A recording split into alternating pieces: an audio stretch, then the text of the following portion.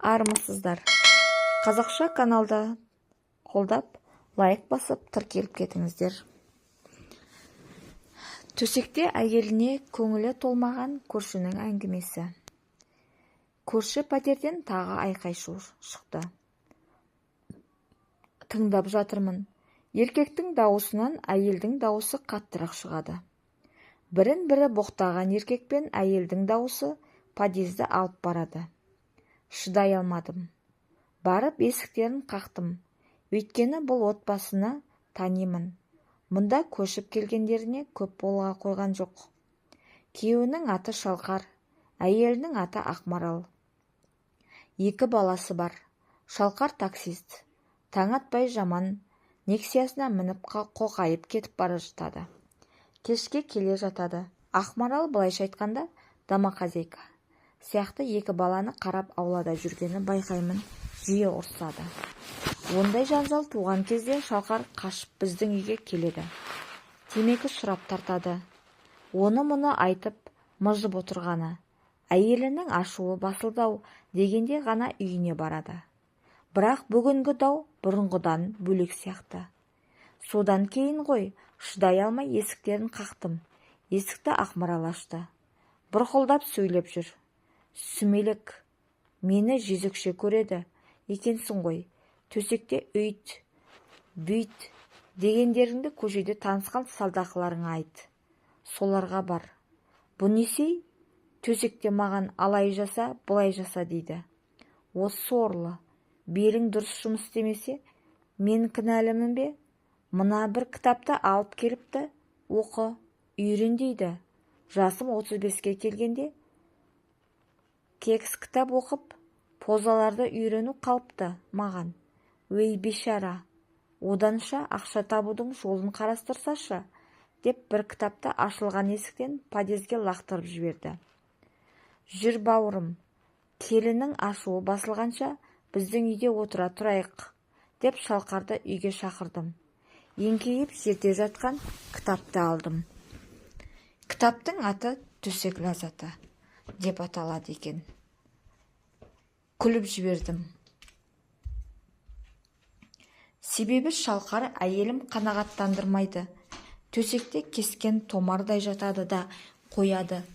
Өтірік болса да жыныстық қатынас кезінде ыңырсып, құшақтап аймаласуды білмейді, деп жақында ғана сыра ішіп отырып, бар сырын ақтарып салған. Шамасы мына кітапты тауып әкеліп, әйеліне оқытпақ болған сияқты. Дау содан шықса керек. Шалқар екеміз аулаға шығып, темекі тұтаттық. Өткенде айтып едім ғой, төсекте әйелім қанағаттанбаймын деп үйтейік, бүйтейік десем, оны қайдан білесің? Біреумен жатып жүрген секілдісің ғой, деп тап берді. Жаңа естідіңіз ғой, мен жезөкше емеспін, дейді.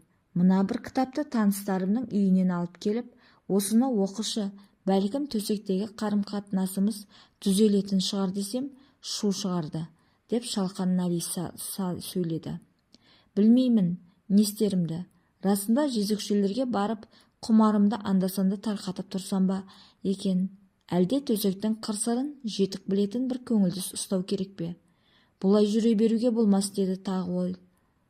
Үндеген жоқпын. Өзге отбасының жыныстық қарым-қатынасы жайында не айтуға болады? Білмедім. Тек Шалқар белгілеп қойған кітаптың беттерін парақтап көз жүгірттім. Мынадай жолдарды оқыдым.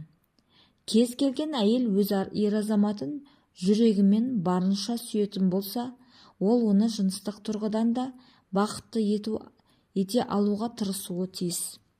Өйткені өмір бір бағытта жүретін көше емес. Бұл екеуара келісіп, жыныстық өмірді қызықты да тартымды етудің жолдары. Жыныстық қатынасты сәтті аяқтай алмаған еркекке сен еркек емессің дегеннен ауыр сөз жоқ. Бұл ер-азаматтың сізге енді қайтып бар ынтасын салып жыныстық қатынасқа баруына кедергі болады да тұрады. Мұндай қателіктен аулақ болғандарыңыз абзал. Тіпті мұндай балағаттаулар мен басқа да жыныстық қатынасқа кері пікірлер бірте-бірте жігітті белсіздікке әкеледі. Сондықтан жыныстық қатынастық өте нәзік психологиясы бірден біріміздің көңілдерімізге кірбің түсірмейтіндей іс-әрекет етуді талап етеді. Адамдар арасындағы сексуалдық сауатсыздық, төсек ләззатындағы мәдениетсіздік, қауышудың кейбір жақтары таза емес деген ойды көкейімізге ұялатқан. Ол жөнінде жұбайлар арасында ашық айтып пікір алысу, бұл тәсілді немесе әдетті кімнен көріп үйреніп жүрсің деген күдікті сауалдың тууынан қашқандықтан жиі бола бермейтіні рас. Олар өздерінің жыныстық талап-тілектері жөнінде бір-біріне айтудан тіпті қорқады да, өйткені бірін-бірі кінәлап, тіпті ара қатынастары бұзылуы мүмкін деп ойлайды. Бір-біріңізге төсек ләззатында көмектесуге тырысыңыздар. Себебі төсек ләззатына құлаш ұру екеудің бірлігі. Сондықтан тек қана еркек немесе әйел осы істі басынан аяғына дейін атқарып шығуы керек деп ойлау тым қате. Сіздер бір-біріңізді қанағаттандырып, құштарлықтарыңызды қоздырып, бірге қанағат табуға, құшқырларыңызды қандыруға тиістісіздер. Сіздің еріңіздің сізге төсек тоятын сыйлай алмауының бірнеше себептері болуы мүмкін. Мүмкін бұл оның кінәсінен немесе екеуіңіздің де кінәңізден болуы мүмкін. Бірақ қалай дегенде де сіз оған бұл жағдайға ықпал ете аласыз. Әйелдің кескен томардай серейіп жатпай, еркектің қимылдарына өзі де жауап беріп, оның аспабына қарсы өзінің асыл тұңғиығын тосып, қарсы қимылдармен көмектескені жөн. Кейбір әйелдер аяқтарын көсілтіп, өзінің кәусар бұлағына еркек ұлы мүшесін бойлата кіргізсе болды деп ойлайды.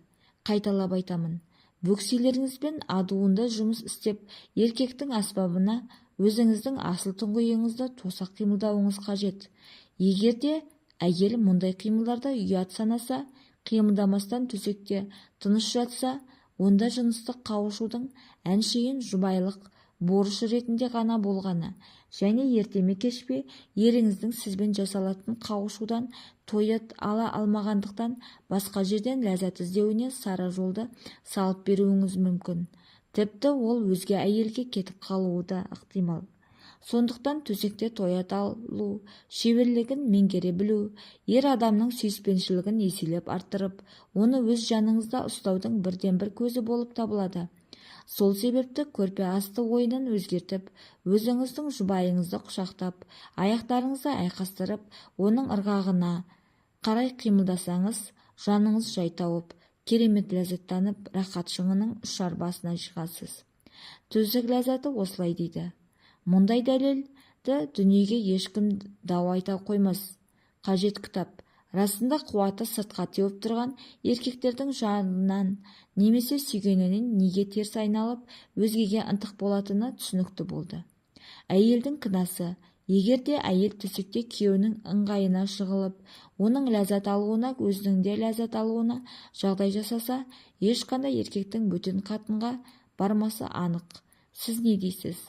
Сіз әйеліңізден ләззат аласыз ба?